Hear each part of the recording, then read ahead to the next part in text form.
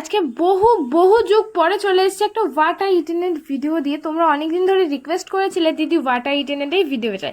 Finally আজকে নিয়ে চলে আসলাম। সকালবেলা উঠে কিন্তু এক কাপ চা খেয়েছিলাম, আর সেটা আমার ভিডিও করতে মনে নেই। যাই হোক, কী কী রান্না হচ্ছে তোমাদের চলো দেখিনি। এখানে ভাত ছিল, পটল ভাজা ছিল, আর যেহেতু প্রচণ্ড গরম পড়েছে তাই কিন্তু এখানে পাতলা করে টক ডাল ছিল, মসুর ডাল দিয়ে করা হয়েছিল।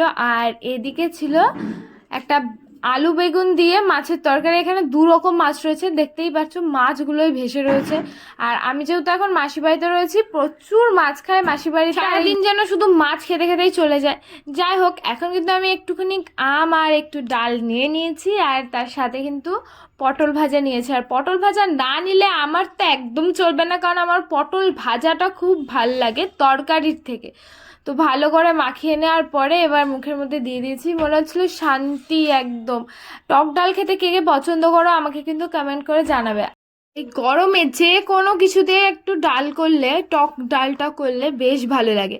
তো তারপরে টক ডাল দিয়ে আমার খাওয়া হয়ে গেছে। আর এবার আমি কিন্তু নিয়ে নিয়েছি একটা মাছ, আর আমি লেজার দিক দিয়ে নিয়েছিলাম। আর এই যে আলু বেগুন দিয়ে তরকারি সামান্য পরিমাণে নিয়েছিলাম। আর দেখি মাসি এখানে কুমড়ো ভাজা নিয়ে চলে এসছে, আর সামান্য কিছু লঙ্কা ভেজেছিল, কিন্তু আমি লঙ্কা ভাজা খাই না। আর কুমড়ো ভাজা আর একটা পটল ভাজা নিয়েছে। আমার এত ভালো লাগে ওই ভাজাভুজি খেতে, দিন দিন ভাজাভুজি খেয়ে খেয়ে আমি এমন ফুলে যাচ্ছি। তো যাই হোক, এখন একটুখানি মাছটা খেয়ে দেখবো যে কেমন মাছটা রান্না করেছে। একদম কড়া করে ভেজেছিল, দেখতেই পারছো। তোমরা কি কেউ মাছটা দেখে চিনতে পেরেছো যে আমি আজকে কি মাছ খাচ্ছি? যদি চিনতে পারো তাহলে কমেন্টে কিন্তু জানাবে। অনেকে মাছ দেখেই চিনে ফেলে যে এটা কি মাছ, তার জন্য কিন্তু আমি বললাম।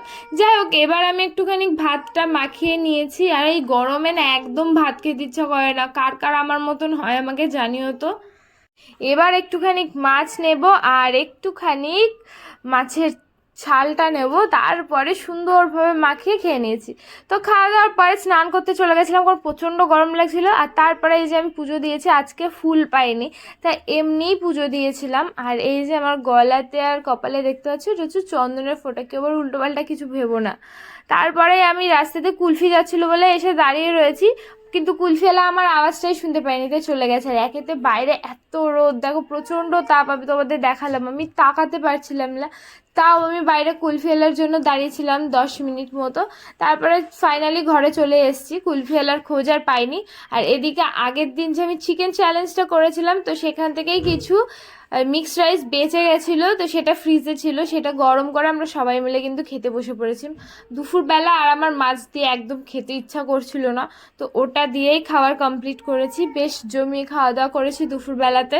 খাওয়া দাওয়ার পরে এই যে রাস্তায় চলে এসেছি, ওই যে গাড়িটাতে ভাই রয়েছে, ভাইকে নিতে এসেছিলাম, ওর স্কুল ছুটি হয়েছে। আর ওদের নিয়ম করেছে একদিন পর পর স্কুল হবে, গরমের ছুটি এখনও দেয়নি। যা গরম পড়েছে, ওরা যে স্কুল করছে কি করে কে জানে বাবা।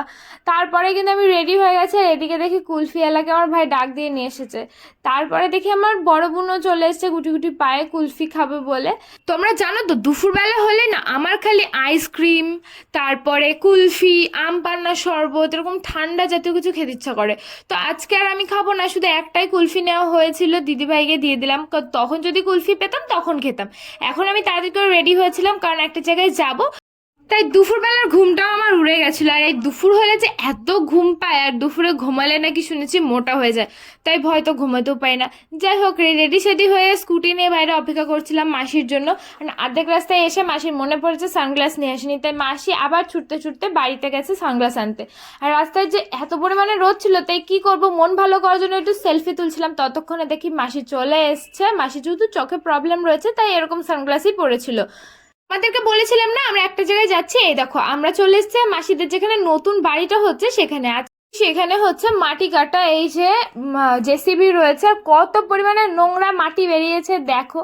আর এত রোদ ছিল এই দুপুরবেলাতে গিয়ে, মানে পাগল করা। তাও তো ওইখানটা মাটি রাখা হয়েছে বলে একটু ছাওয়া ছিল, আর এই রোদে আমার মাথা যন্ত্রণা শুরু হয়ে গেছিলো। তারপরে তো বাড়িতে এসে শুয়েছিলাম, শরীরটা একদম ভালো লাগছিল না। আর একেবারে রাতে উঠে রাতের ডিনারটা সেরেছি। আর এই যে রাতের বেলাতেও মাছ রয়েছে, সকালে ছিল আলু বেগুন দিয়ে তরকারি, আর রাতে রয়েছে কলা আলু দিয়ে তরকারি। এই কলা আলু দিয়ে তরকারিটা আমি আগে একদম পছন্দ করতাম না, কলা জিনিসটাই পছন্দ করতাম না, কিন্তু এখন আমার কলার তরকারি ভালোই লাগে। তোমরা আমাকে জানিও তো যে কলা খেলে কি কি গুণ হয়। যাই হোক, এখন একটুখানি কলা, একটু মাছ আর একটু আলু আর একটু ভাত নিয়ে একটা হেভেন বাইট দিলাম। শুধু কি বিরিয়ানির হেভেন বাইট হয়?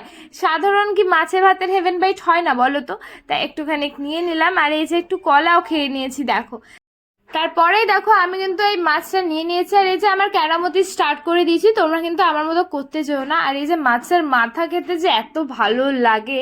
তো বন্ধুরা, আজকের ভিডিওটা কেমন লাগলো অবশ্যই কমেন্ট করে জানাবে, ভালো লাগলে লাইক শেয়ার করবে। আর হ্যাঁ, তোমরা আজকে ভালো ভালো কমেন্ট করবে, কালকে কিন্তু আমি ভিডিওতে তোমাদের নামগুলো মেনশন করবো। তো আজকের জন্য বাই, দেখা।